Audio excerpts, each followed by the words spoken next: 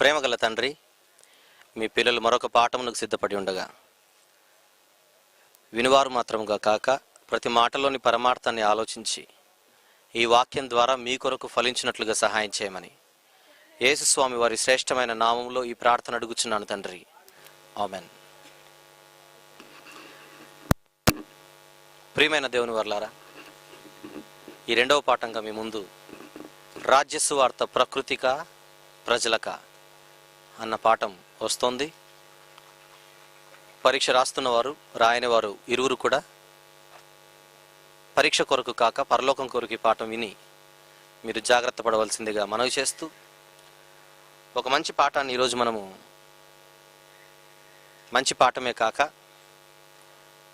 క్రైస్తవ సమాజంలో ఎవరు ఎప్పుడు ఆలోచించని ఒక వినూత్నమైనది, విజ్ఞానవంతమైనది, ప్రతి మనిషి ఖచ్చితంగా తెలుసుకొనవలసినది ఈ పాఠం. రాజ్యసువార్త ప్రకృతిక ప్రజలక. ప్రియులారా, బైబిల్లో ఒక మాట మనందరికీ బాగా తెలుసు. త్వరగా సెట్ అయిపోయి చాలా జాగ్రత్తగా వినాలి పాఠం. బైబిల్లో ఒక మాట మనం ఎప్పుడు చదివేదే కానీ డెప్త్గా దాన్ని ఎప్పుడు మనం ఆలోచించాం. కానీ ఆలోచించవలసినటువంటి ఒక మాట బైబిల్లో ఉంది. దాన్ని ఒక్కసారి మన కళ్ళతో మనం చూద్దాం. మార్కు సువార్త, అందరూ మార్కు సువార్త 16వ అధ్యాయము.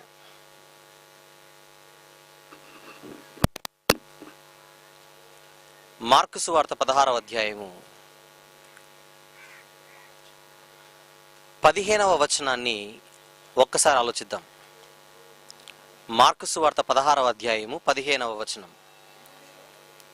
మీరు సర్వలోకమునకు వెళ్ళి ఎవరికి సర్వ సృష్టికి సువార్తను ప్రకటించుడి. మనందరికీ బాగా తెలిసిన మాట కదా ఇది. కానీ ఇందులో మీరు ఆలోచించవలసిన ఒక అమోఘమైన పదం అక్కడ ప్రయోగించబడింది. అదే ఇప్పుడు మీరు ఆలోచించాలి. మీరు సర్వలోకమునకు వెళ్ళి సమస్త జనులకు సువార్త ప్రకటించుడి అంటే మనకు పెద్ద ఇబ్బంది ఉండేది కాదు. కానీ సువార్త ఎవరికి ప్రకటించమని చెబుతున్నాడు ప్రభు అక్కడ? సర్వ సృష్టికి.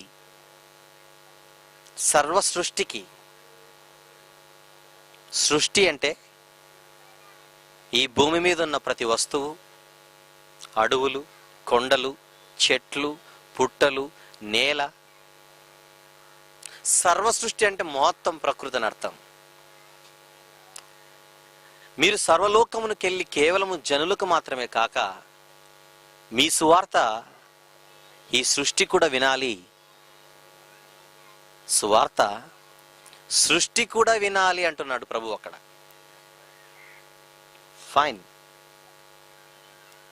ఆయన చెప్పినట్టుగా అపోస్తలులు బయటికి వెళ్ళిపోయి ఆయన పునరుత్థానం జరిగిన తర్వాత వాక్యం ప్రకటించడం మొదలుపెట్టారు. వాక్యం ప్రకటించడం మొదలుపెట్టినప్పుడు ఈ సువార్త ఎవరు విన్నారో, ఎవరెవరికి ప్రకటింపబడిందో ఒక్కసారి మీ కళ్ళతో మరొక మాట చూస్తే, కొలస్సీ పత్రిక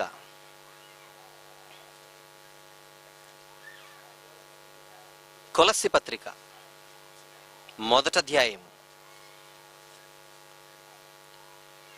కొలస్సీ పత్రిక మొదటి అధ్యాయము 23వ వచనాన్ని జాగ్రత్తగా ఆలోచిద్దాం. 23. పునాది మీద కట్టబడిన వారై స్థిరముగా ఉండి మీరు విన్నట్టియు. ఎవరు విన్నట్టియు?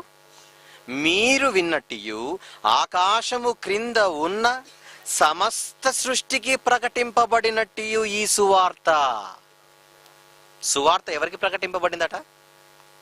మీరు విన్నారు. మేము చెబుతున్న వాక్యం మీరు విన్నారు. ఈ వాక్యం ఎవరెవరు విన్నారని అడిగితే ఆయన చెబుతున్నాడు, ఆకాశము కింద ఉన్న, చదవండి, సమస్త సృష్టి. ఆకాశము కింద ఉన్న సమస్త సృష్టి విన్నదట. దేనిని? సువార్తను. సువార్తను. అంటే యేసు ప్రభు సువార్త ప్రకటించమన్నది కేవలం జనులకు మాత్రమే కాదని, ప్రకటిస్తున్నప్పుడు ఆ సృష్టి కూడా వింటుందని. కొలస్సీ పత్రికకు వచ్చేసరికి పౌలు గారు ఆకాశము కింద ఉన్న సమస్త సృష్టి ఈ సువార్త ప్రకటన విన్నదని ఆయన చెబుతున్నాడంటే, ఇక్కడ మీరు జాగ్రత్తగా ఆలోచించవలసినది ఒక అద్భుతమైన అంశం ఉందండి. రక్షణ మనుషులకు అవసరమైతే వాక్యం అన్నది మనుషులకు ప్రకటింపబడాలి. ఈ వాక్యం అన్నది వింటే మనుషులు వినాలి, విని వారు మార్పు చెందాలి. ఇంతవరకు బాగానే ఉంది. కానీ ఈ సువార్త సృష్టికెందుకు ప్రకటింపబడింది? ఇది మీరు ఇప్పుడు ఆలోచించాలి. ఈ సువార్త సృష్టికెందుకు ప్రకటింపబడింది అంటే, ప్రకటిస్తే సృష్టి వింటుందా? మళ్ళదొక ప్రశ్న. సృష్టి వాక్యం వింటుందా? సృష్టి వింటుందా? సృష్టికి వినే శక్తి ఉందా? సృష్టి వింటుందా? వినగలదా? అసలు సృష్టి వినడం ఏంటి అని వచ్చేస్తారు. ఒక చైర్ ముందుకు వేసేస్తారా ఎవరైనా? వచ్చేయండి అన్న. సృష్టి వినడం ఏంటి?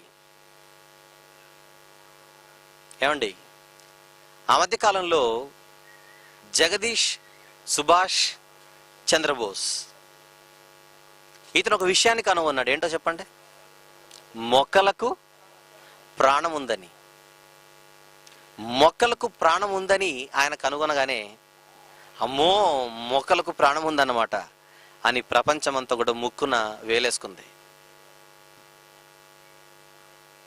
కానీ ఆకాశం కింద మొక్కలు ఒకటే లేవు. ఫర్ యువర్ కైండ్ ఇన్ఫర్మేషన్, ఆకాశం కింద పర్వతాలు ఉన్నాయి, ఆకాశం కింద కొండలున్నాయి, ఆకాశం కింద అడవులున్నాయి, ఆకాశం కింద నదులున్నాయి, ఆకాశం కింద సముద్రాలున్నాయి, ఆకాశం కింద సూర్యచంద్ర నక్షత్రాలు ఉన్నాయి. ఇప్పుడు కొలస్సీ పత్రికలో మీరు చదివిన మాట, ఆకాశము కింద సమస్త సృష్టికి ప్రకటింపబడిన వాక్యం. మొక్కలకు జీవముందన్నందుకే చంద్రబోస్ గారికి పెద్ద పెద్ద అవార్డులు ఇచ్చేశారు. కానీ ఇప్పుడు ప్రపంచానికి తెలియనిది, ప్రపంచం తెలుసుకొనవలసినది ఒక భయంకరమైన నిజం ఒకటి ఉంది. అది ఈ పాఠంలో మీరు వింటారు. విన్న తర్వాత భవిష్యత్తులో ప్రపంచానికి మీరు చెప్పాలి.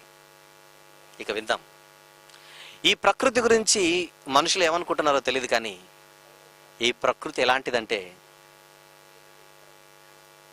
ఒక సిఐడి లాంటిది, లేదా ఒక సిబిఐ లాంటిది. ఇంకా బాగా చెప్పాలంటే ఈ రెండిటికంటే పవర్ఫుల్. ఇంతకీ ఈ ప్రకృతి ఏం చేస్తోందో, ఈ ప్రకృతికి దేవుడిచ్చిన పనులేంటో మనం ఆలోచించే ముందుగా మీకు ఒకసారి మానవ పుట్టుక జరక్క ముందు జరిగిన కొన్ని సంఘటనలు, తర్వాత చోటు చేసుకున్నటువంటి పరిణామాలు, ఇవన్నీ మీకు అర్థమైతే అసలు ఈరోజు ఎంత భయంకరమైన పరిస్థితులలో మనం ఉన్నామో మీకు మ్యాటర్ అర్థమవుతుంది. కనుక ఆ చరిత్ర ఒకసారి మీరు జాగ్రత్తగా వినండి. ప్రియులారా, మొదటి మానవుడు ఆదాము గారని మీకు తెలుసు. పరీక్ష రాస్తున్న వారు జాగ్రత్తగా వినాలి, పరీక్ష రాయని వారు మరి జాగ్రత్తగా వినాలి. ఆదాము గారి పుట్టుక జరక్క ముందు దేవదూతల పుట్టుక జరిగింది. దేవదూతలను దేవుడు పుట్టించినప్పుడు ఆయన మనసులో ఒక కోరిక ఉంది. ఆ కోరిక ఏంటో, ఆ దేవదూతలను ఎందుకు ఆయన కలిగించాడో బైబిల్లో ఒక మాట ముందుగా చూద్దాం. హెబ్రీ పత్రిక 1వ అధ్యాయం, హెబ్రీ పత్రిక 1వ అధ్యాయము 14వ వచనాన్ని జాగ్రత్తగా చూస్తే, హెబ్రీ పత్రిక 1వ అధ్యాయము 14వ వచనం, ఈ దేవదూతలందరూ, వీరందరూ అనగా దేవదూతలు, రక్షణ అను స్వాస్థ్యము పొందబోవు వారికి పరిచారము చేయుటకై పంపబడిన సేవకులు, సేవకులైన ఆత్మలు. దేవదూతలు ఎవరని అర్థమవుతుంది మీకు అక్కడ? సేవకులు, ఆత్మలు, సేవకులైన ఆత్మలు. ఇకపోతే ఈ దేవదూతలన్నీ కూడా ఎలా పుట్టాయి అని మీరంటే, దేవదూతలన్నీ కూడా దేవుని మాట వలన కలిగాయి. దేవుని మాట వలన పుట్టాయి దేవదూతలు. కానీ ఆదాము గారు కానివ్వండి, యేసు ప్రభు కానివ్వండి, వీళ్ళందరూ మనందరితో సహా దేవునికి పిల్లలు. కానీ వీళ్ళందరూ ఎలా వచ్చారనుకుంటున్నారు? దేవుడు అనగా పుట్టినవారు కాదు వీరు. మనుషులందరూ దేవుడు అంటే పుట్టిన వాళ్ళు కాదు, దేవుడు కంటే పుట్టిన వాళ్ళు. అందుకే యేసు ప్రభు గురించి మాట్లాడుతున్న సందర్భంలో అదే హెబ్రీ పత్రిక 1వ అధ్యాయము 5వ వచనంలో, నీవు నా కుమారుడవు, నేడు నేను నిన్ను కనియున్నాను అంటే దేవుడు యేసు ప్రభుతో సహా, తండ్రి అయిన దేవుని గురించి మాట్లాడుతున్నాను, ఆయన యేసు ప్రభుతో సహా తర్వాత ఆదామును చేసినప్పుడు అతని నాసికారంధ్రములో జీవవాయువు ఊదగా నరుడు జీవాత్మ ఆయను. అంటే మనుషులన్నవారు దేవుడు కంటే పుట్టినవారు, దేవదూతలన్నవారు దేవుడు అంటే పుట్టినవారు. అనగా పుట్టినవారు వారు, కనగా పుట్టినవారు మనుషులు. మనుషులకు దేవదూతలకు ఉన్న తేడా మీకు చెబుతున్నాను జాగ్రత్తగా. దేవదూతలను కలిగించింది దేవుడే, కానీ వారు కన్నవారు కాదు, దేవుని చేత కనబడిన వారు కాదు వారు. కానీ వారు కూడా ఎవరు అని బైబిల్ చెబుతోందంటే వారు కూడా ఆత్మలట. మరి మనమెవరు? మనం మరణించిన తర్వాత ఈ శరీరాన్ని వదిలి వెళ్ళిపోతాం. వెళ్ళిపోయే మనమెవరో తెలుసా? మనము ఆత్మలమే. అంటే మనము ఆత్మలమే, దేవదూతలు ఆత్మలే. కానీ ఇప్పుడు మీకు అర్థం కావాల్సింది, ఆత్మలైన దేవదూతలకు ఆత్మలైన మనకు ఒక అద్భుతమైన తేడా ఉంది. దీన్ని ఖచ్చితంగా మీరు మెన్షన్ చేయాలి ఎగ్జామ్లో. ఆత్మలైన దేవదూతలకు ఆత్మలైన మనకు ఒక అద్భుతమైన తేడా ఉంది, డిఫరెన్స్. అదేంటంటే, మనము దేవుడు తండ్రి ఆత్మ ఉన్నాడే, దేవుడు ఆత్మగా, దేవుడు ఆత్మ. ఆ ఆత్మ నుంచి విభజింపబడిన వారం మనందరం కూడా ఆ ఆత్మ నుంచి విభజింపబడిన వారం మనం. మనందరిలోనూ తండ్రి వ్యాపించి ఉన్నాడు అని అంటుంది బైబిల్లో.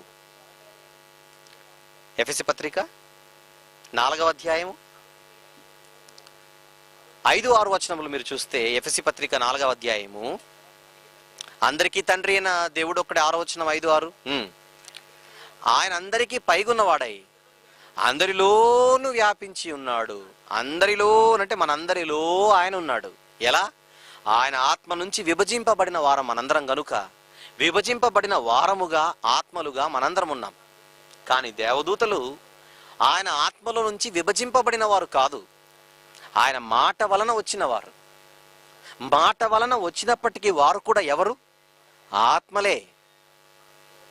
మనము కూడా ఆత్మలే, కానీ ఆయన ఆత్మలో నుంచి విభజింపబడిన ఆత్మల మనమైతే, మాటలో నుంచి వచ్చిన ఆత్మలు ఈ దేవదూతలు.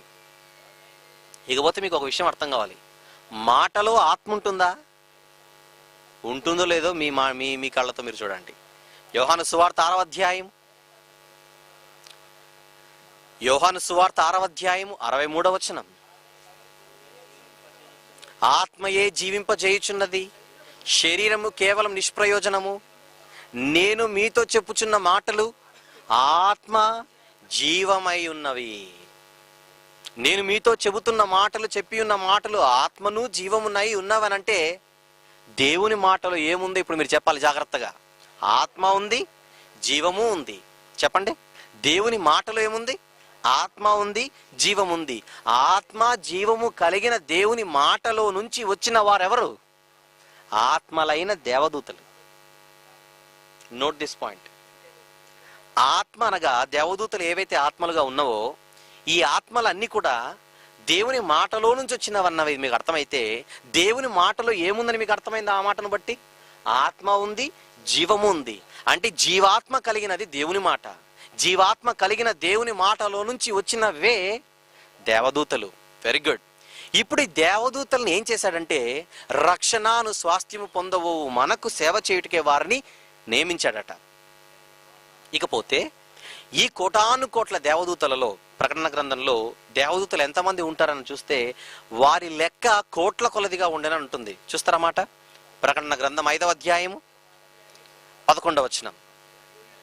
మరియు నేను చూడగా 10వ వచనంలో నుంచి ఉంటుంది, చివరన 11 వారి లెక్క కోట్ల కొలదిగా ఉన్నది.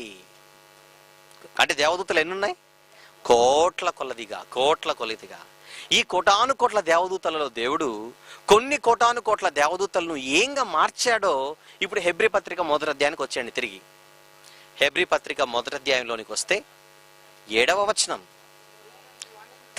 తన దూతలను దేవుడు వాయువులుగాను తన సేవకులను అగ్నిజ్వాలలుగాను చేసుకొని ఉన్నాడట.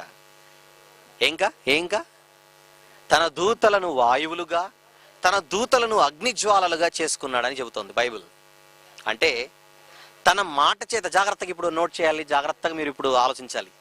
తన మాట చేత వచ్చినటువంటి దూతలు దేవదూతలైతే, దేవుని మాటలో జీవము ఆత్మ ఉంటే, జీవాత్మ కలిగినటువంటి దేవుని మాటలో నుంచి వచ్చినటువంటి ఈ దేవదూతలు ఏంగా మారిపోయాయి? వాయువులుగా, అగ్నిజ్వాలలుగా, అంటే ప్రకృతిగా, సృష్టిగా మారిపోయాయి. ఈ ప్రకృతి ఒకప్పుడు ఎలా ఉన్నింది? దేవదూతలుగా ఉన్నింది. ఈ దేవదూతల సంఖ్య ఎంత? కోట్ల కొలది. ఈ కోటాను కోట్ల దేవదూతలలో ఎన్నో కోటాను కోట్ల దేవదూతలు ఏంగా మారిపోయాయి? ప్రకృతిగా మారిపోయాయి.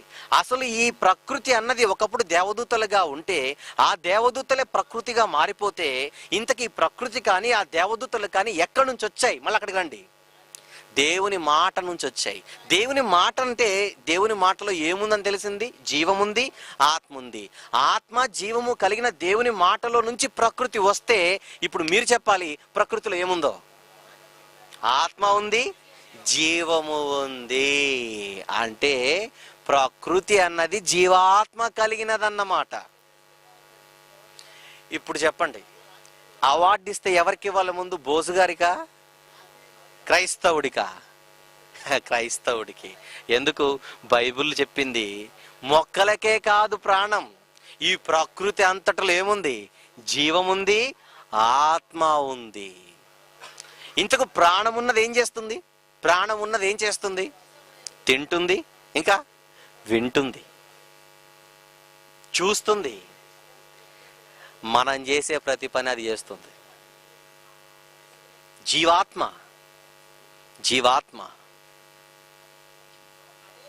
ఈ ప్రకృతిలో జీవం ఉంది, ఈ ప్రకృతిలో ఆత్మ ఉంది.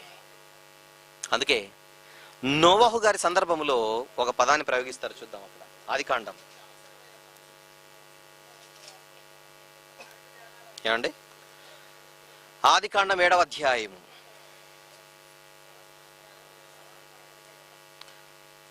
8వ వచనము 15 చదువుదాం. 15, జీవాత్మ గల సమస్త శరీరులలో రెండేసి ఓడలోనున్న యెహోవా నోవాహు యొద్ద ప్రవేశించెను. ఓడలోనున్న నోవాహు యొద్ద ప్రవేశించెను. ఏం ప్రవేశించాయి? జీవాత్మ గల సమస్త శరీరాలు, జీవము, ఆత్మ. జీవాత్మ గల శరీరంలో రెండేసి ఓడలోనున్న నోవాహు నొద్ద ప్రవేశించెను. ఏమండి? అలాగే దాని కిందికి వచ్చేస్తే ఇంకొక మాట చూద్దాం. 22వ వచనం, పొడి నేల మీద నున్న వాటన్నిటిలోను నాసికారంధ్రములలో జీవాత్మ సంబంధమైన ఊపిరి గలవన్నీయు చనిపోయే. నరులతో కూడా ఇవన్నీ చనిపోయాయి. నరులతో కూడా ఏవేవి చనిపోయాయి? జీవాత్మ గలవన్నీ చనిపోయాయి. అందులో పశువులున్నాయి, అందులో పక్షులున్నాయి, అడవి జంతువులు ఉన్నవి. నేల మీద ఉన్న జీవరాశులన్నీ ఇవన్నీ భూమి నుంచి పుట్టాయి, మర్చిపోకు. ఇవన్నీ ప్రకృతిలో నుంచి పుట్టాయి. కానీ ప్రకృతిలో నుంచి పుట్టిన వాటికి ఏముందంటున్నాడు దేవుడు? జీవముంది, ఆత్మ ఉంది. ఇంతకు ఈ జీవాత్మ ఈ పశువులకు, ఈ పక్షులకు ఎలా వచ్చింది అనుకుంటున్నారు? అవి పుట్టింది ప్రకృతిలో నుంచి గనుక, ఆ ప్రకృతిలో జీవముంది, ఆత్మ ఉన్నది గనుక, ఈ ప్రకృతి పుట్టుకకు దేవుని మాట గనుక, ఆ దేవుని మాట జీవాత్మ గలది గనుక, జీవాత్మ కలిగిన దేవుని మాటలో నుంచి పుట్టిన ఈ ప్రకృతిలో ఏముందో మీరు చెప్పండి. ఇక జీవాత్మ ఉంది.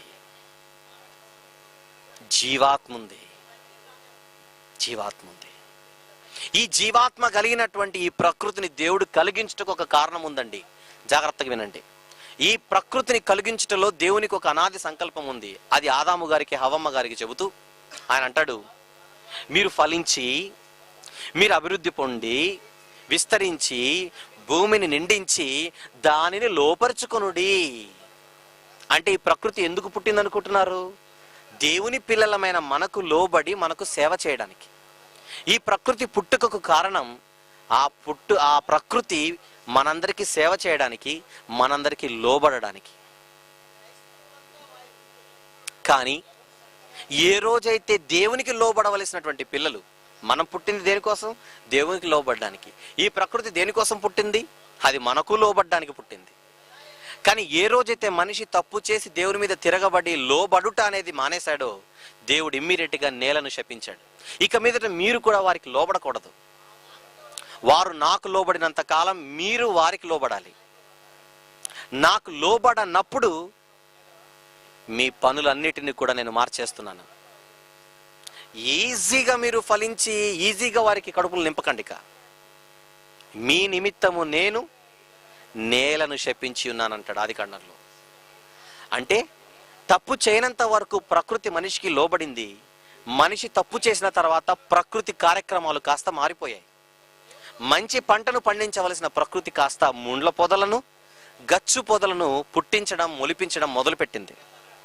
అంటే ప్రకృతికున్న పనిలో మార్పు జరిగింది. ఒకప్పుడు మనిషికి అవసరమైనవన్నీ కూడా నోటి వరకు తీసుకుని రావాల్సిన ప్రకృతి కాస్త తన పనులను కాస్త మార్చుకున్నట్టుగా తర్వాత జరిగినటువంటి పరిణామాలు మనం ఆలోచిస్తే మనకు అర్థమవుతుంది. అంటే ప్రకృతికి పనుంది. ఈ పనిని దేవుడిచ్చాడు. ఆ మాటను కూడా ఒకసారి చూద్దాం. సామెతల గ్రంథం 16వ అధ్యాయం 4వ వచనాన్ని జాగ్రత్తగా చూద్దాం.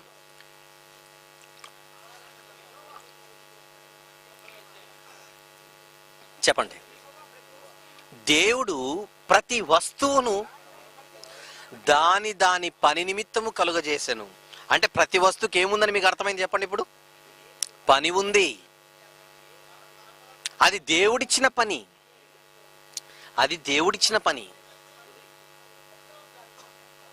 ప్రతి వస్తువును యెహోవా తన వాటి పని నిమిత్తము కలుగజేసినట. అంటే ప్రకృతికి దేవుడు పని పెట్టాడు. ఇంతగా ప్రకృతికి ఉన్న పనులేంటి? ఈ ప్రకృతి ఏం చేయగలదు? ఈ ప్రకృతి ఏం చేస్తుంది? ఇవన్నీ మీకు అర్థం కావాలి. ఈ ప్రకృతి ఎన్ని కార్యక్రమాలలో ఉన్నదో మీకు తెలిస్తే సర్వ సృష్టి సువార్త ఎందుకు వినిందో మీకు అర్థమవుతుంది.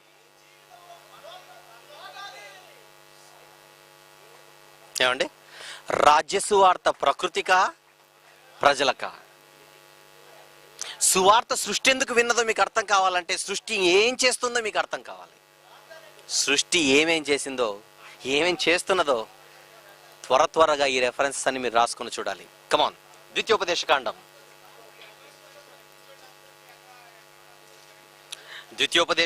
4వ అధ్యాయము 26వ వచనం. ఒకరు బైబిల్ తీసి త్వరగా చదవాలి. రెఫరెన్సెస్ త్వరగా తీసేవాళ్ళు మాత్రమే బైబిల్ చదవండి. ద్వితీయోపదేశకాండం 4వ అధ్యాయం 26వ వచనం.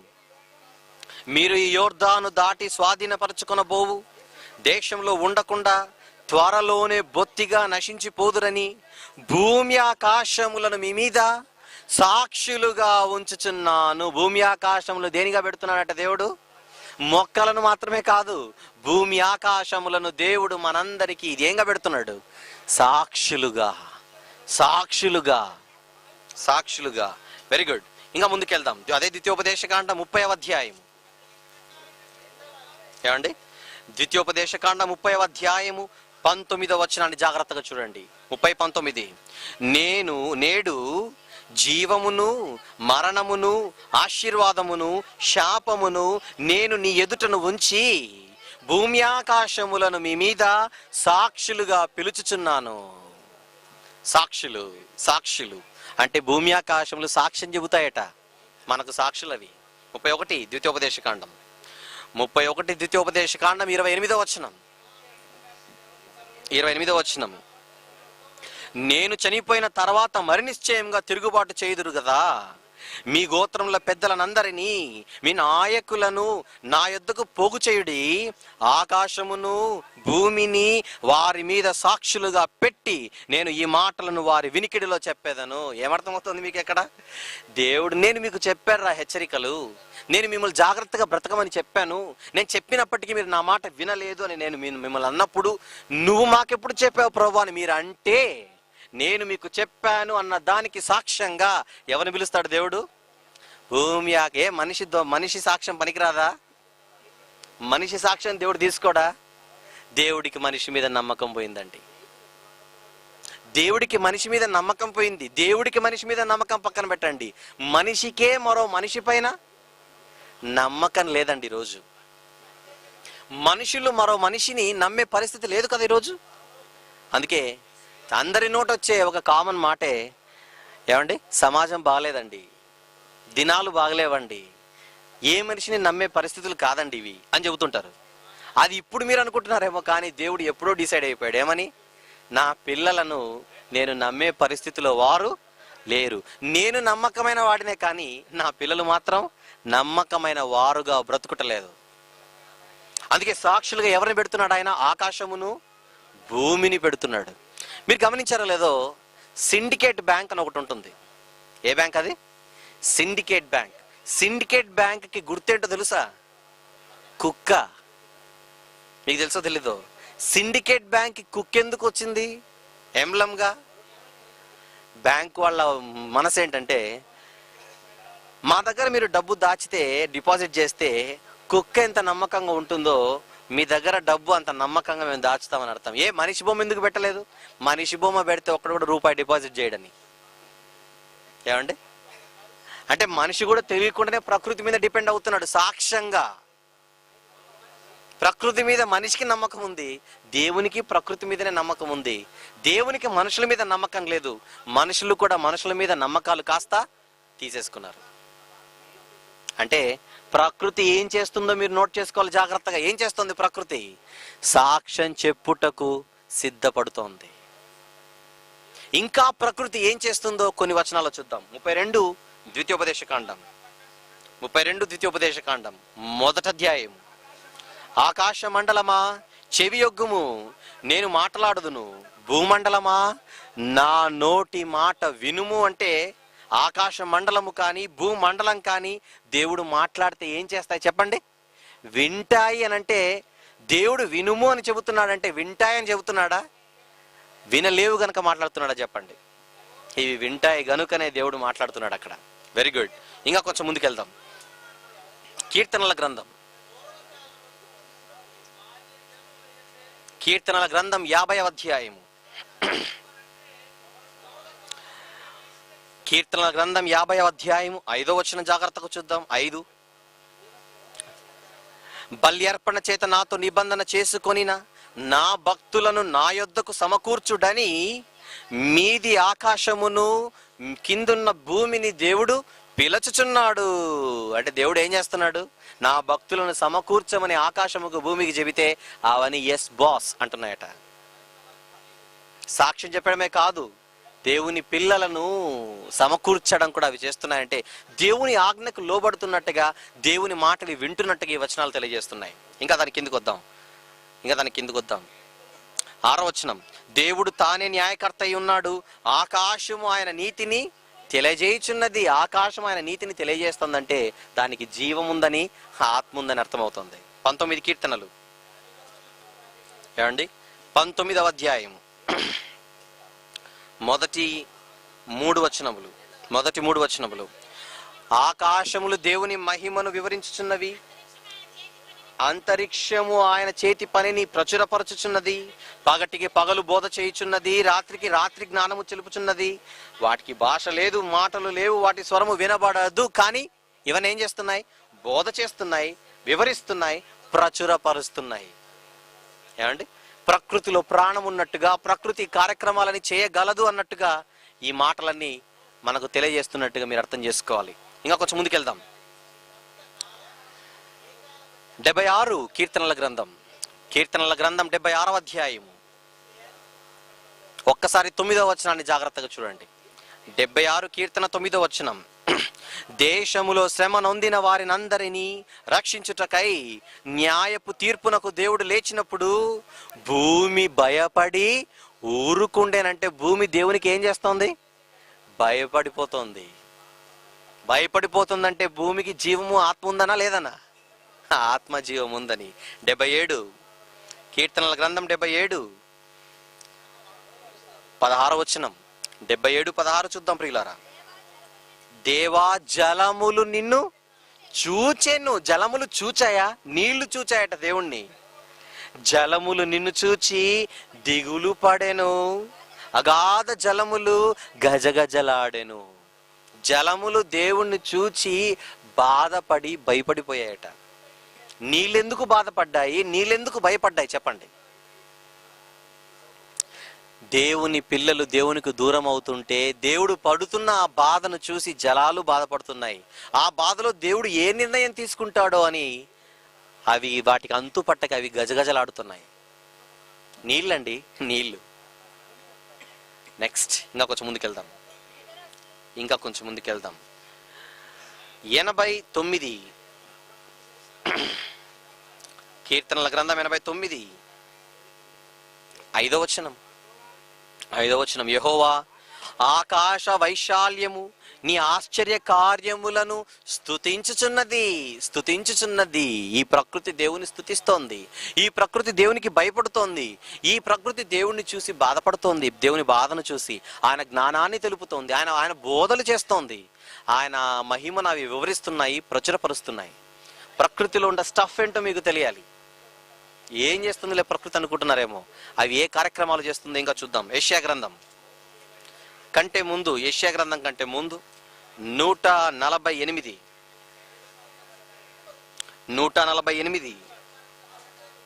8వ వచనం. అగ్ని వడగండ్లారా, హిమమా, ఆవిరి, ఆయన ఆజ్ఞను నెరవేర్చు తుఫాను అంటున్నంటే తుఫానుకు దేవుడు చెబితే అది విని ఆ ఆజ్ఞను ఏం చేస్తుందట? నెరవేరుస్తుంది. అధ్యాయం అంతా అదే తెలియజేస్తుంది. ఈ ప్రకృతి దేవుని స్తుతిస్తుందని, ఆయన ఆజ్ఞిస్తే లోబడుతుందని ఈ అధ్యాయం అంతా కూడా అదే తెలియజేస్తుంది. యెషయా గ్రంథం 1వ అధ్యాయం 2వ వచనం. యెహోవా మాట్లాడుచున్నాడు, ఆకాశం ఆలకించుము, భూమి చెవియొగ్గుము. ఆకాశం ఆలకించుము, భూమి చెవియొగ్గుము. ఏమండి? అంటే ఇవన్నీ కూడా ఏం చేస్తాయని? వింటాయని, చూస్తాయని. Very good. ఇంకా కొంచెం ముందుకెళ్దాం. 34 యెషయా గ్రంథం. మీరు పరీక్ష రాస్తారు గనక, భవిష్యత్తులో మీరందరూ దేవుని సేవకులుగా నిలబడాలి గనక సబ్జెక్ట్లో ఉండే రెఫరెన్సెస్ అన్ని కూడా ఇస్తున్నాను మీకు. యెషయా గ్రంథం 34వ అధ్యాయము 1వ వచనం. రాష్ట్రములారా నా యొద్దకు వచ్చి వినుడి, జనములారా చెవియొగ్గి ఆలకించుడి. భూమియు దాని సంపూర్ణతయు, లోకమును దానిలో పుట్టిన దంతయు వినుగాక. ఏమేమి వినాలట? ఏమేమి వినాలి చెప్పండి? భూమియు, నెక్స్ట్ దాని సంపూర్ణతయు, నెక్స్ట్ లోకమును దానిలో పుట్టిన దంతయు వినాలి. మొక్కలొకటే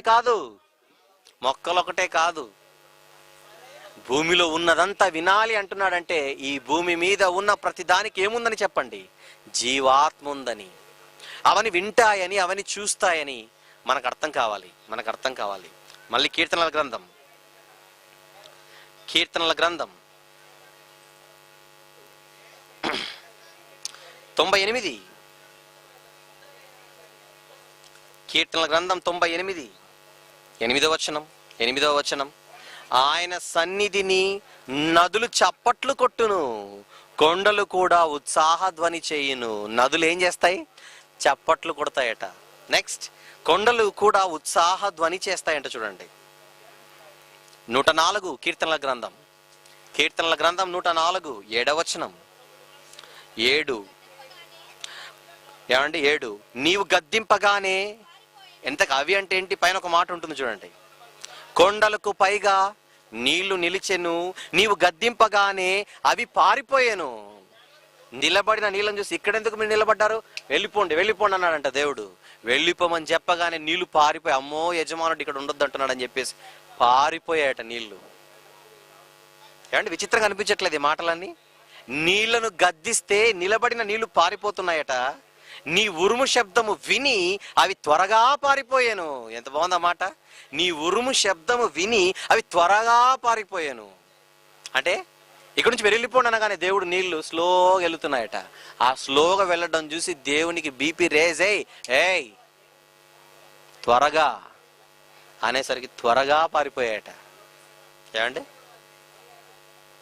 మనం అరిస్తే కుక్క భయపడుతుందేమో, కానీ దేవుడు అరిస్తే నదులు సముద్రాలు గజగజలాడుతున్నాయి. ఇందాక చూసారు జనాల గురించి, జలములు గజగజలాడుతున్నాయట దేవుణ్ణి చూసి. ఇంకా చూద్దామా? ఇంకా చూద్దాం. ఇర్మియా గ్రంథం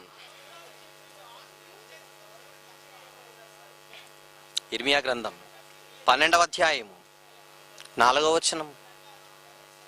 ఇర్మియా గ్రంథం 12వ అధ్యాయం 4వ వచనం. భూమి ఎన్నాళ్ళు దుఃఖించవలెను అంటే భూమికి ఏముంది? దుఃఖం. అంటే సంతోషం, దుఃఖము, నొప్పి మనకున్నాయనుకుంటున్నారేమో. భూమికి దుఃఖం ఉంది, భూమికి భయం ఉంది. ఇందాక చూసారు, భూమి ఆయన అరవగా భయపడి ఊరకుండేనని చూసారు మీరు ఇంతకుముందు. భూమి దుఃఖపడుతోంది. ఇంకా భూమి పరిస్థితి ఎలాగుందో చూడండి. ఇర్మియా గ్రంథం 51. ఇర్మియా గ్రంథం 51 29వ వచనాన్ని జాగ్రత్తగా చూడండి ప్రియులారా. 29. భూమి కంపించుచున్నది, నొప్పి చేత అది గిజగిజలాడుచున్నది. అంటే భూమికి ఏముంది?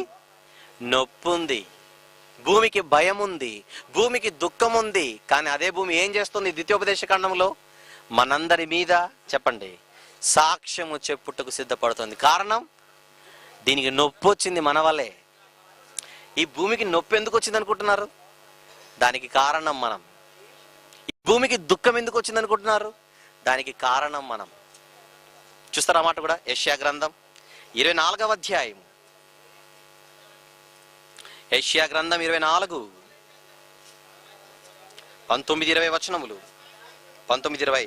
భూమి బొత్తిగా బద్దలైపోవచ్చున్నది, భూమి కేవలము తునకలైపోవచ్చున్నది, భూమి బహుగా దద్దరిల్లుచున్నది, భూమి మత్తుని వలె కేవలము తూలుచున్నది, పాక వలె ఇటు అటు ఊగుచున్నది, దాని అపరాధము దాని మీద భారముగా ఉన్నది, అది పడి ఇకను లేవదు. అందుకోసం నీ మీద సాక్షిగా నిలబడబోతోంది.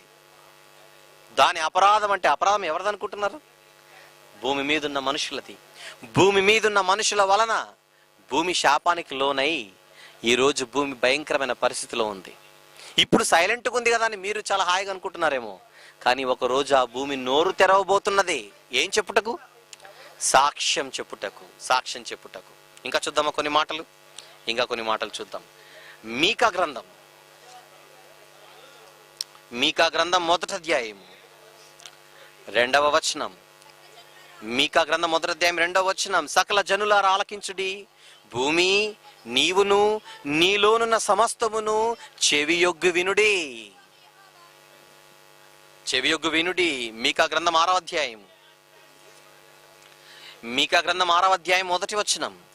యెహోవా సెలవిచ్చు మాట ఆలకించుడి, నీవు వచ్చి పర్వతములను సాక్ష్యము పెట్టి వ్యాజ్యమాడుము, కొండలకు నీ స్వరము వినబడనిమ్ము. ఎవరిని సాక్ష్యంగా నిలబెట్టమంటున్నాడు ఈసారి? పర్వతాలను సాక్ష్యంగా పెట్టుము, కొండలకు నీ స్వరము వినబడనిమ్ము.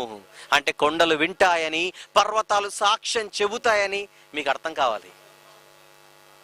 సాక్ష్యం చెబుతాయట పర్వతాలు సాక్ష్యం చెబుతాయి. హబక్కూకు గ్రంథం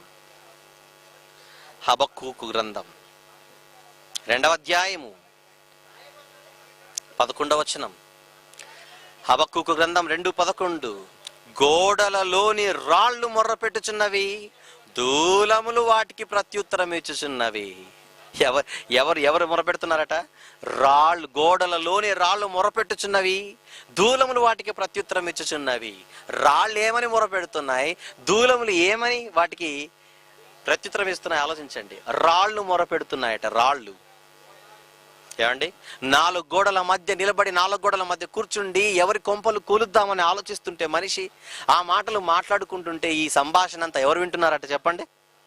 గోడలలోని రాళ్ళు మొరపెడుతున్నాయి, ప్రభువా వీడి ఇంత నీచుడు ప్రభువా, ప్రభా ఇంత దుర్మార్గుడు ప్రభువా, బయటేమో గొర్రె చర్మం కప్పుకున్నాడు ప్రభువా, వీని మాటలు చూస్తే ఇడు తోడేలు ప్రభువా, నువ్వు అను ప్రభువా, ఇప్పుడే వీని మీద కూలబడి వీని లేపేస్తాం ప్రభువా అంటే దూరాలు ఉంటున్నాయి. అంటే control control control control control. మనకు ఒక టైం వస్తుంది, అంతవరకు వెయిట్ చేద్దాం. అప్పుడు దేవుడు సాక్ష్యం చెప్పమంటాడు. అప్పుడు ఒక్కొక్కటి ఒక్కొక్కటి తీసి చెబితే వీడు తల ఎత్తుకోకూడదని దూలాలు చెబుతున్నాయట. ఏమండి, గోడలకు చెవులు గలవాలి నువ్వనకు, పర్వత గోడలకేంటి దూలాలకు చెవులు గలవు. చెవులే కాదు, ఏమున్నాయి, కళ్ళు ఉన్నాయి, మాటలు ఉన్నాయి. ఏమండి, ఇంకొక మాట చూడండి, యెహోషువ గ్రంథం,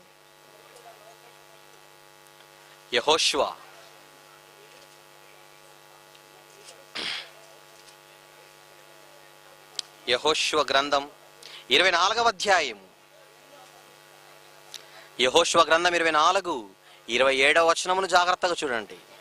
27, జనులందరితో ఇట్లనుము, ఆలోచించుడి, యెహోవా మనతో చెప్పిన మాటలన్నీయు ఈ రాతికి వినబడెను గనుక అది మన మీద సాక్షిగా ఉండును. మీరు మీ దేవుని విసర్జించిన ఎడల అది మీ మీద సాక్షిగా ఉండును. ఎంత బాగుంది ఆ మాట, అండర్లైన్ చేయండి. ఎంత బాగుంది ఆ మాట, అండర్లైన్ చేయండి. ఇప్పుడు మీకు మ్యాటర్ అర్థం కావాలి. ఇప్పుడు నేను చెప్పే ప్రతి మాట మీరే వింటున్నారా, ఇవన్నీ వింటున్నాయి చెప్పండి. ఇందులో ఉన్న ఇటుకలు, ఇందులో ఉన్న రాళ్ళు, మొత్తం ఇవన్నీ వింటున్నాయి.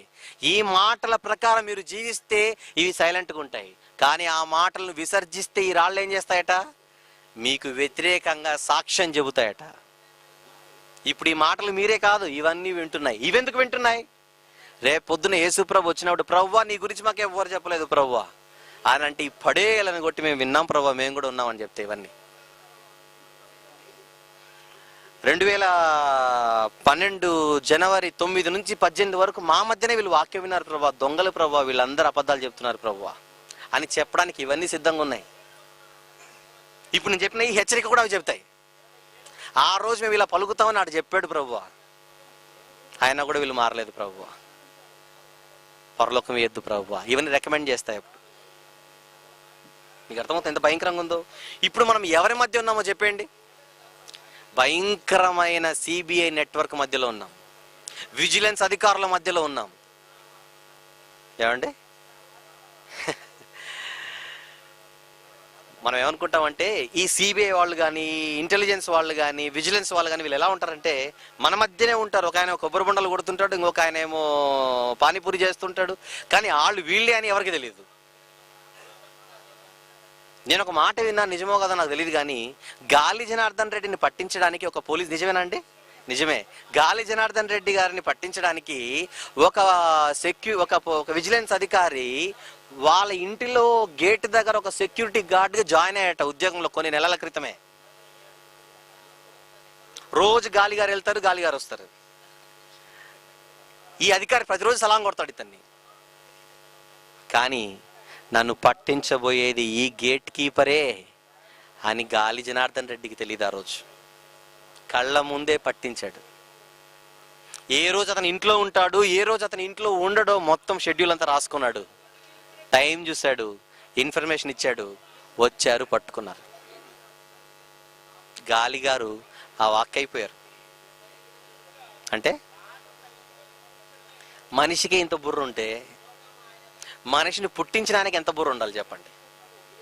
అందుకే మనం ఎక్కడ మిస్ అవ్వకుండా, ఎక్కడ కూడా దొంగ సాకులు చెప్పకుండా, మాకు తెలియదని కానీ, మేము వినలేదనే కానీ, అసలు ఈ ఏ సాకులు చెప్పకుండా దేవుడు మనలందరినీ ఎవరి మధ్య పెట్టాడు తెలుసండి, సాక్షుల మధ్య పెట్టాడు.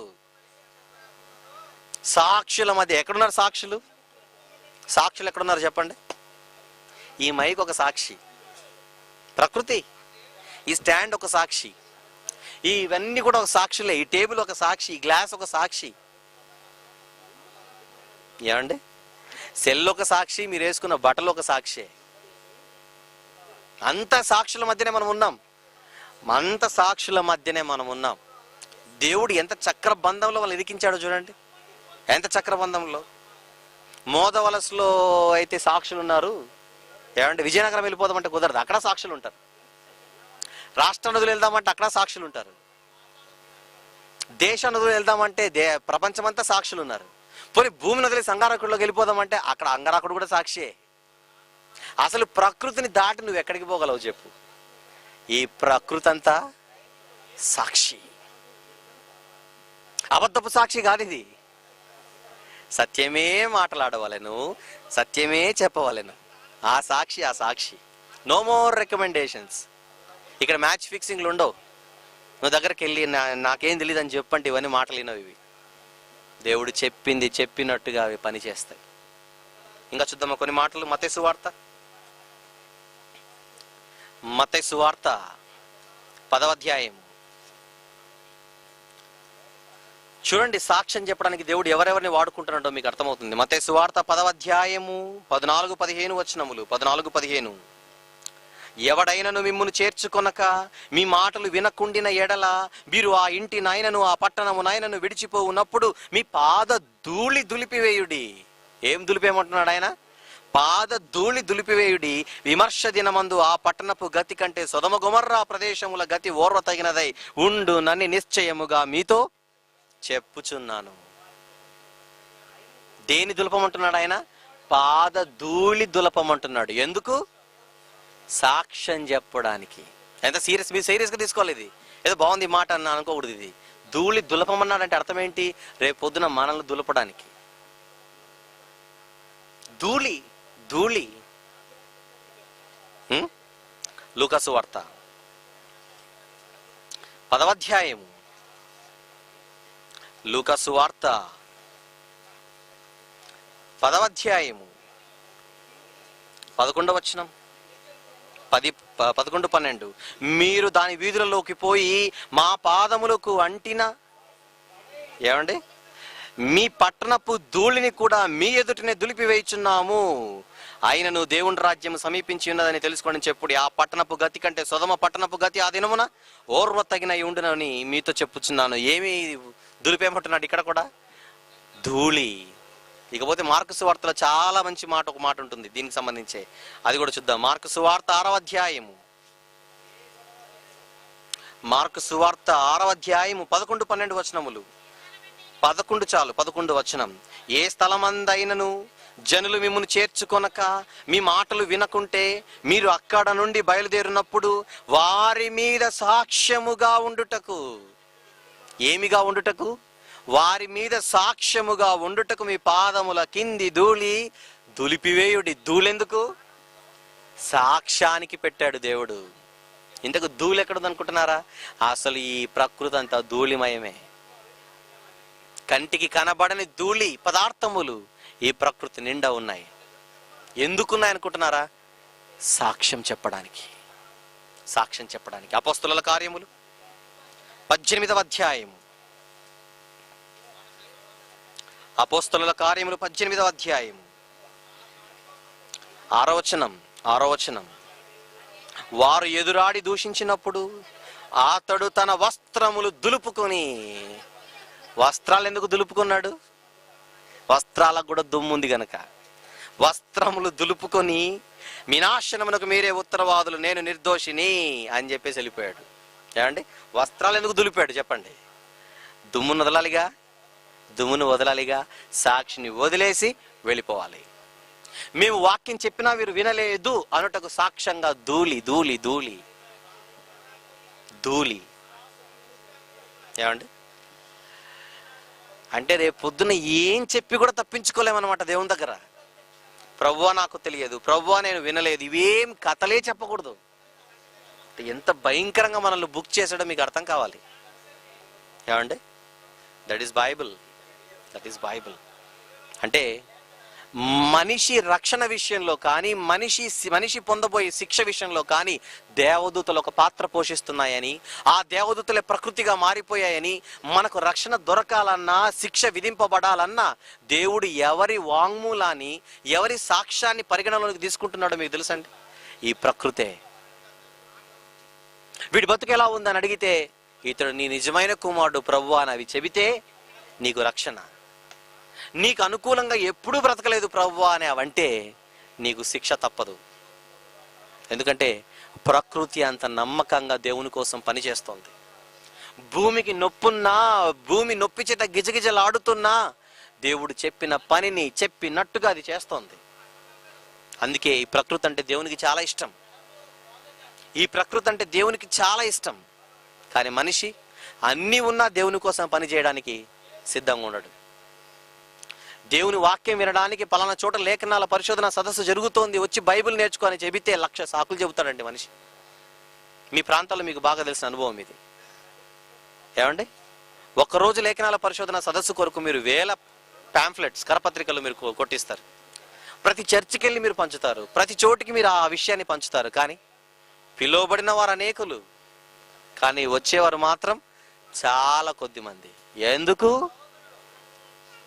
టైం ఉంటే వస్తానంటాడు, పిలిస్తే వాచ్ ఇలా స్టైల్గా చూపించి. టైం ఉంటే వస్తారట. ఎవరి దగ్గరికి?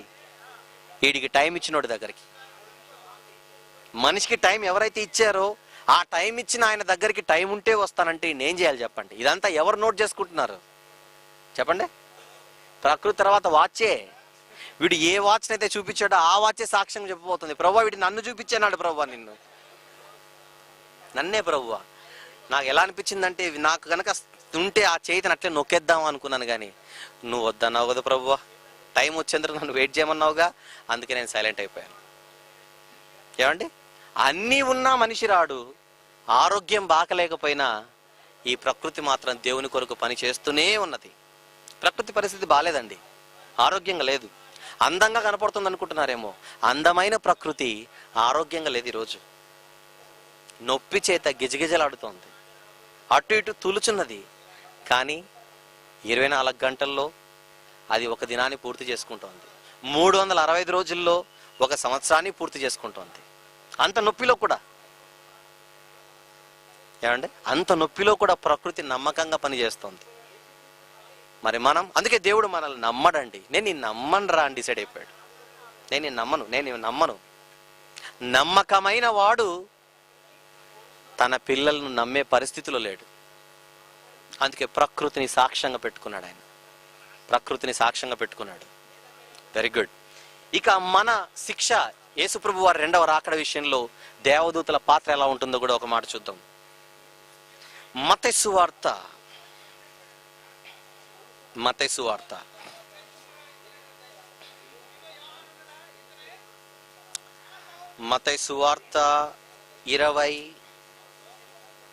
13వ అధ్యాయం, క్షమించండి, మత్తయి సువార్త 13వ అధ్యాయం 37 నుంచి చదువుకుందాం. 37 నుంచి 39. అందుకని ఇట్లా, నేను మంచి విత్తనం విత్తువాడు మనుష్య కుమారుడు, పొలము లోకము, మంచి విత్తనములు రాజ్య సంబంధులు, గురుగులు దుష్టి సంబంధులు, వాటిని విత్తిన శత్రువు అపవాది, కోత యుగ సమాప్తి, కోత కోయువారు దేవదూతలు. వారి పాత్ర చూడ ఎలా ఉందో. దేవదూతలు ఎవరు చెప్పండి? కోత కోయువారు. కోత, మేకలను గొర్రెలను వేరు చేయువారు వీరే. వీరు దేవుని పిల్లలు, వీరు అపవాది పిల్లలని సర్టిఫికెట్ ఇచ్చేది ఇదే. ఆ సర్టిఫికెట్ నే దేవుడు పరిగణలోనికి తీసుకోబోతున్నాడు. ఏమండి, ఇది ప్రకృతికి సంబంధించిన ఇన్ఫర్మేషన్. ఇకపోతే ఏ రోజైనా వీరిలో కొంతమందినైనా నేను చూస్తాను కదా అని దేవుని కుమారుల ప్రత్యక్షత కొరకు ఈ సృష్టి మిగుల ఆశతో తేరి చూచుచూ కనిపెట్టుచున్నదట. తెలుసు కదా రెఫరెన్స్ మీకు? రోమాపత్రిక 8వ అధ్యాయము 19 నుంచి 19వ వచనం. దేవుని కుమారుల ప్రత్యక్షత కొరకు సృష్టి మిగులు ఆశతో తేరి చూచుచు కనిపెట్టుచున్నది. అంటే ఏ రోజుకైనా నేను దేవుని కుమారులను అందరినీ ఒక్క చోట నేను చూడగలను, లేదా ఈ లోకంలో నాకు దేవుని పిల్లలు కనబడతారేమో అని ప్రకృతి తేరి చూచుచు కనిపెట్టుచున్నదట. అంటే ప్రకృతి చూస్తోంది నిన్ను, నీ మాటలు వింటోంది, నీ నడతలు చూస్తోంది. ఇదంతా ప్రకృతి మధ్య జరుగుతోంది. ఇదంతా ప్రకృతి మధ్య జరుగుతోంది. ప్రియులారా, మనం ఎంత భయంకరమైనటువంటి పరిస్థితిలో ఉన్నామో మీకు అర్థమైతే, రేపొద్దున దేవుడు విధించబోయే శిక్షను తప్పించుకోవాలనంటే ఈ సాక్షులు ఎవరైతే ఉన్నారో ఈ ప్రకృతి, వారు మన మీద మంచి సాక్ష్యం చెప్పాలి. రేపొద్దున ఏదైనా కూడా తేడా వచ్చిందా మనం ఏమి చేయలేం. మనం ఏమి చేయలేని పరిస్థితి ఆ రోజు. ఇప్పుడు చెప్పండి, ఒక మాట అడుగుతాను మిమ్మల్ని. యేసుప్రభు మీరు సర్వలోకానికి వెళ్ళి చెప్పండి, సర్వ సృష్టికి సువార్త ఎందుకు ప్రకటించమన్నాడు? ఇప్పుడు మీరు చెప్పాలి ఇదంతా విన్న తర్వాత. రాజ్య సువార్త ప్రకృతికి ఎందుకు ప్రకటించమన్నాడు? రాజ్య సువార్త ప్రజలకే కాకుండా మీరు ప్రకటిస్తున్నప్పుడు ప్రకృతి కూడా వింటుందని ఎందుకు చెప్పాడు చెప్పండి? సాక్ష్యం చెప్పడానికి. మాకు తెలీదు ప్రభువా అని నువ్వు అనకుండా నీ మీద సాక్ష్యం చెప్పుటకు మీరు సర్వలోకమునకెళ్ళి మీరు సువార్త ప్రకటిస్తే సమస్త జనులతో పాటు సర్వ సృష్టి కూడా మీరు చెప్పే వాక్యం వింటుంది. అదే అపోస్తలులు చేసిన పని. వారు వెళ్ళి వాక్యాన్ని ప్రకటించారు, సువార్తను ప్రకటించారు. వారు సువార్త ప్రకటించగానే మనుషులతో పాటు ఎవరు విన్నారు? ఈ ప్రకృతి అంతా ఇప్పటికే వినేసింది. ఈ ప్రకృతి అంతా ఇప్పటికే వినేసింది. వాళ్ళు వాక్యం చెప్పినా నీ పిల్లలు వినలేదు ప్రభు అని సాక్ష్యం చెప్పుటకు సిద్ధపడుతోంది ప్రకృతి. ఏమండి, నీ మీద సాక్ష్యం చెప్పడానికి నన్ను కానీ, నా మీద సాక్ష్యం చెప్పడానికి మరొకరిని కానీ దేవుడు పిలుచుటకు సిద్ధంగా లేడు. మనందరి మీద సాక్ష్యం చెప్పుటకు ప్రకృతిని సిద్ధపరిచాడు. ఎంత అద్భుతమైన నెట్వర్క్ అంటే అయింది. ఎంత అద్భుతమైన నెట్వర్క్ అది, ఎంత అద్భుతమైన నెట్వర్క్. అందుకే పౌలు గారు 1 కొరింథీ 4వ అధ్యాయంలో ఒక మాట మాట్లాడుతూ ఏమన్నాడు చూడండి. కొరింథీ మొదటి పత్రిక 4వ అధ్యాయం ఒక్కసారి 9వ వచనాన్ని మీరు చూస్తే ఎంత మంచి మాట. 1 కొరింథీ 4:9 మరణ దండన విధింపబడిన వారమైనట్టు దేవుడు అపోస్తలులమైన మమ్మును అందరికంటే కడపట ఉంచి ఉన్నాడని నాకు తోచుచున్నదని చెప్పి వెంటనే దీన్ని చాలా జాగ్రత్తగా మీరు అండర్లైన్ చేయాలి. మేము లోకమునకును నెక్స్ట్ దేవదూతలకును నెక్స్ట్ మనుష్యులకును వేడుకగా ఉన్నాము. ఎవరెవరికి? మేము లోకమునకును. నంబర్ 1, లోకం అంటే మట్టి కాదోయ్ మనుషులోయ్ అన్నాడు ఒక ఆయన. ఇప్పుడు మనం అనాలి అది తప్పోయ్. లోకం అంటే మనుషులే కాదోయ్, మట్టి కూడా నోయ్. ఇక అర్థమవుతుందా? లోకమునకును నెక్స్ట్ దేవదూతలకును నెక్స్ట్ మనుష్యులకును వేడుకగా ఉన్నాము. లోకం అంటే సృష్టి, దేవదూతలు పరలోకంలో ఉన్నవారు, నెక్స్ట్ మనుషులంటే మనము. వాక్యము చెబుతుంటే ఈ మనుషులలో ఆనందపడే వాళ్ళు ఉన్నారు. సృష్టి అంతా ఆనందపడుతుంది వీరిని చూసి. ఇంకెవరు ఆనందపడుతున్నారు? పరలోకంలో ఉన్న దేవదూతలు. 1 పేతురు, చివరిగా పేతురు గారి మొదటి పత్రిక 1వ అధ్యాయం 15వ వచనం. పేతురు గారి మొదటి పత్రిక 1వ అధ్యాయము 12వ వచనంలోని చివరి మాట. క్షమించండి, 1 పేతురు 1వ అధ్యాయం 12వ వచనంలోని చివరి మాట. దేవదూతలు ఈ కార్యములను తొంగి చూడగోరుచున్నారు. దేవదూతలు ఈ కార్యములను తొంగి చూడగోరుచున్నారు. ఏ కార్యములు? ఏ కార్యములు దేవదూతలు చూడాలనుకుంటున్నారు చెప్పండి? ఏ కార్యములను చేయాలని దేవుడు ముందుగా సత్క్రియలను సిద్ధపరిచి ఆ సత్క్రియలు మనము చేయాలని దేవుడు మన కోసం ఆలోచించాడో ఆ సత్క్రియలు తన పిల్లలమైన మనము చేస్తుంటే దేవదూతలందరూ ఏమని కోరుకుంటున్నారు చెప్పండి? దేవుని పిల్లలు దేవుని పని చేస్తే చూడగోరుచున్నారట. అదే ఈరోజు జయశాలి గారు చేస్తున్నది. అదే ఈరోజు జయశాలి గారి బృందం చేస్తున్నది. ఏమండి, ఈ చోట 10 రోజుల పాటు ఎంత అద్భుతమైన పండుగలు జరుగుతుంటే ఇట్టి కార్యములు పరలోకంలో ఉన్న దేవదూతలు చెప్పండి తొంగి చూడగోరుచున్నారు. ఇక్కడికి వచ్చింది ఈ విశాఖపట్నంలో ఉన్న వారు మాత్రమే కాదండి. రాష్ట్ర నలుమూలల నుంచి ఇక్కడికి వచ్చారు, దేశ నలుమూలల నుంచి ఇక్కడికి వచ్చారు, ప్రపంచ వ్యాప్తంగా ఎంతో మంది ఇక్కడికి వచ్చారు. ప్రపంచ వ్యాప్తంగా జయశాలి గారి మాటలు ఈరోజు ప్రపంచమంతా వింటుంటే ఇట్టి కార్యములు ఎవరు చూడగోరుచున్నారు చెప్పండి? దేవదూతలు చూసి ఆనందంతో పొంగిపోయి ఇప్పుడు ఏమనుకుంటానంటే, ప్రభువా నీ కోసం నిజమైన మగాళ్ళు పుట్టారు ప్రభువా లోకంలో, వారే నీ పని చేస్తున్నారు ప్రభువా, మాకెంతో ఆనందం కలుగుతోంది అని ప్రకృతి మన మీద మంచి సాక్ష్యం చెప్పుటకు సిద్ధపడుతోంది. ఇదే మంచి కార్యం, ఇదే సత్క్రియలు మనము కొనసాగిస్తే యేసు ప్రభు వారి 2వ రాకడలో కూడా మనకు అనుకూలంగా సాక్ష్యము చెప్పుటకు ప్రకృతి సిద్ధపడుతుంది. ఏదైనా తేడా వచ్చిందా అదే ప్రకృతి మన కొరకు సేవ చేయుటకు నియమింపబడిన ప్రకృతి మనకు వ్యతిరేకంగా సాక్ష్యము చెప్పి మనకు పరలోకం రాకుండా చేయుటకు కూడా సిద్ధపడుతుంది. అందుకే రాజ్య సువార్త ప్రజలకే కాకుండా ఎవరికి ప్రకటింపబడుతుంది చెప్పండి? ప్రకృతికి కూడా ప్రకటింపబడుతోంది అన్న విషయం ఈరోజు ప్రపంచానికి తెలిస్తే భయముతో భక్తితో దేవుని కాళ్ళ దగ్గర బ్రతకగలదు. కానీ బ్రతకట్లేదనంటే రాజ్య సువార్త ప్రజలకే కానీ ప్రకృతికి ప్రకటింపబడట్లేదని వాళ్ళకి తెలియదు. మనిషి భయంతో భక్తితో పెరగాలనంటే ఈ సువార్త మనుషులే కాక ప్రకృతి వింటోంది అన్న విషయం మనుషులకు అర్థం కావాలి. అందుకే జైశాలి గారు బహుమానంగా ఈ ప్రపంచానికి ఇచ్చిన అద్భుతమైన అనేకమైన పాఠాలలో ఒక పాఠమే రాజ్య సువార్త ప్రకృతికా ప్రజలకా.